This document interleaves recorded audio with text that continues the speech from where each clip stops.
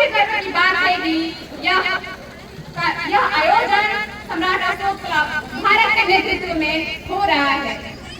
यह समिति एक ऐसा संगठन जो केवल विचारों तक नहीं बल्कि करुणा और मानवता को कर्म में उतारने का कार्य कर रहा है। जब हम सम्राट अशोक के लोक कल्याणकारी शासन की बात करते हैं तो हम केवल इतिहास नहीं पढ़ते, हम एक ऐसी शासन व्यवस्था को पढ़ते हैं जिसमें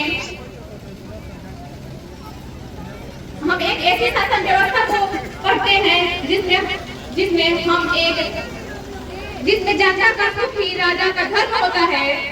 अशोक ने सत्ता को अधिकार नहीं बल्कि जिम्मेदारी माना और यही भावना आज हमारे संविधान की आत्मा को जीवित करता है। अशोक के धर्म में न कोई भेदभाव था, न कोई उच्च नीच, वह था करुणा, समानता, न्याय और सहिष्णुता का मार्ग। और यही मूल्य आज संविधान के रूप में हमारे सामने है। न्याय, स्वतंत्रता, समानता और बंधुत्व।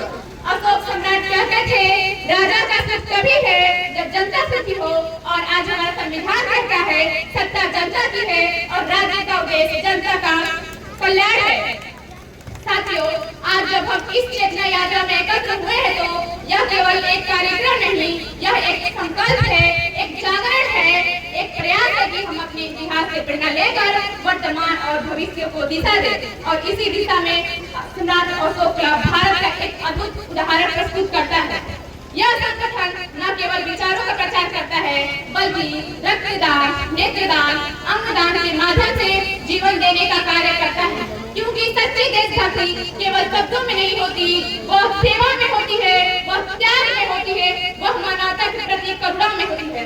मैं इस मंच से एक भाव साझा करना चाहती हूँ कि मजदूर को मजदूर समझिए, मजबूर नहीं, गरीब को अधिकार दीजिए, दया नहीं। और इतने ही दान देने के इच्छुक है तो जीते जी रक्तदान दीजिए और मरने के बाद अंगदान देकर मरते हुए लोगों को नया जीवन दान दीजिए, नया जीवन दान दीजिए।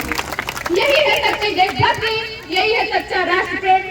साथियों, अशोक के धर्म हमें यही सिखाता है कि सबसे बड़ा धर्म है मानवता, और संविधान हमें यही बताता है कि सबसे बड़ा कर्तव्य है न्याय और समानता। आज आवश्यकता है कि हम इन दोनों को केवल किताबों और भाषणों तक सीमित न रखें बल्कि जीवन में उतारें, व्यवहार में लाएं, समाज में फैलाएं।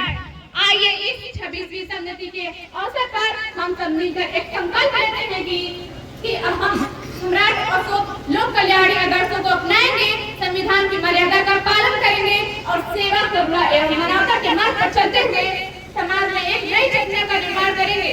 इसी विश्वास और इसी संकल्प के